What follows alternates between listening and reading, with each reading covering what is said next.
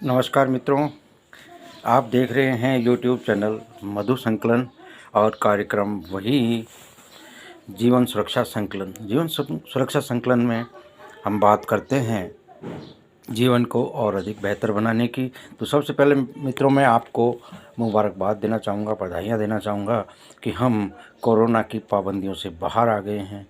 और कोरोना की पाबंदियों से बाहर आने के बाद हमें अपने अपने व्यवसाय को, अपने अपने कार्यों को और आगे बढ़ाना है।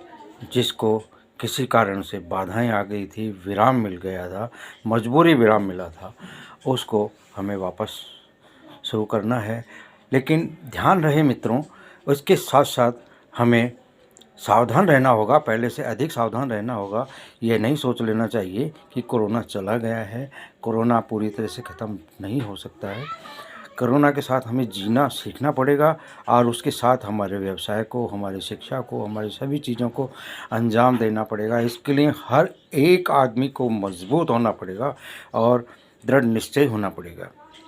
मित्रों, अब हम उस मुकाम पर हैं जब हमें आगे की लड़ाई शुरू करनी है और सावधानी के साथ। अगर हमने सावधानी नहीं रखी तो हो सकता है कि कोरोना की तीसरी लहर की जो आशंका जताई जा रही है उससे फिर ग्रसित हो जाए।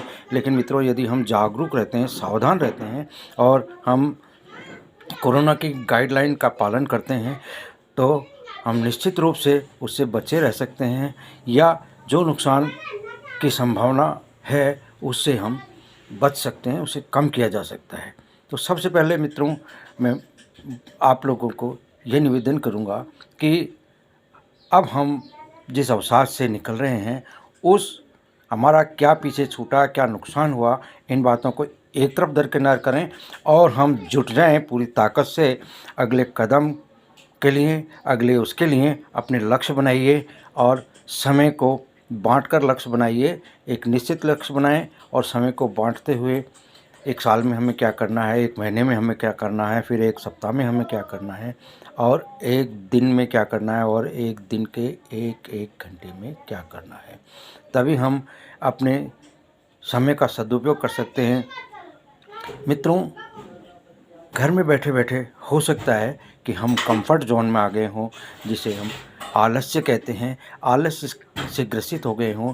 आलस्य हमारे पर बहुत जल्दी प्रहार करता है और अभी भी ये होगा कि जैसे ही हम काम शुरू करेंगे तो उसे नहीं सुहाएगा कि वह परास्त हो रहा है। वह फिर किसी न किसी कारण से, किसी न किसी बहाने से, किसी न किसी रूप में आपके सामने आएगा। लेकिन आपको उसे तुरंत पहचानना है। बाधा के रूप में आ सकता है, आर्थिक संकट के रूप में आ सकता है। आपको तैयार रहना है और उससे युद्ध करना है, अपना मनोबल नहीं गिराना है। हम व्यावसायिक दृष्टि से हमें बहुत नुकसान हुआ है इस कोरोना में और मैं यही निवेदन करूंगा कि हम लोग पूरी ताकत के साथ, पूरे दृढ़ निश्चय के साथ हम अपने काम को अंजाम दें और किसी तरह की निराशा ना लाएं मित्रों। और सबसे पहली बात यह है, सबसे ज़रूरी बात यह है कि हम अपने लक्ष्यों को निर्धारित करें और लक्ष्यों को पूरा करने में जुट जाएं पूरे जोश के साथ, एक नए जोश के साथ। तभी हम आगे बढ़ पाएंगे। बाधाएं तो हैं, बाधाएं अवश्य रहेंगी। परिवर्तनशीलता दुनिया का पहला नियम है और बाधाओं को दृढ़ निश्चय, कर्मठशीलता यानी कि मेहनत से जीता जा सकता है।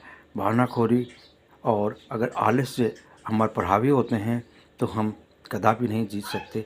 तो मित्रों, मेरा यही निवेदन है कि एक जोश के साथ, और यह आशा ना करें कि हमें कार्य शुरू होते ही बहुत कुछ मिल जाएगा। शुरू में हर कार्य में बाधाएं आती हैं, हर चीज़ में लोगों के पास मतलब आर्थिक संकट है तो कोई काम शुरू होने में बाधाएं भी आ सकती हैं।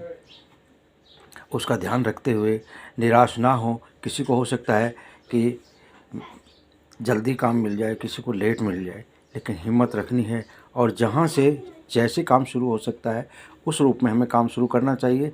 बहुत अधिक आकांक्षी होने से, बहुत अधिक ओवर कॉन्फिडेंस होने से या बहुत अधिक आशा करने से भी हम कई बार परास्त हो जाते हैं, परास्त होना पड़ता है क्योंकि अन्य परिस्थितियाँ हमारा साथ नहीं देती। मनोबल अपनी जगह बहुत ठीक है, लेकिन इसको ओवर कॉन्फिडेंस भी कह सकते हैं। ओवर कॉन्फिडेंस हमारे में नहीं आना चाहिए। क्षमता बहुत ज़रूरी है। तो इसी के साथ मित्रों मैं आपसे विदा लेता हूं और आपसे निवेदन करता हूं, जिन लोगों ने मेरा चैनल सब्सक्राइब नहीं किया है वे सब्सक्राइब कर लें, ताकि मैं अपने विचार आप तक पहुंचा सकूं।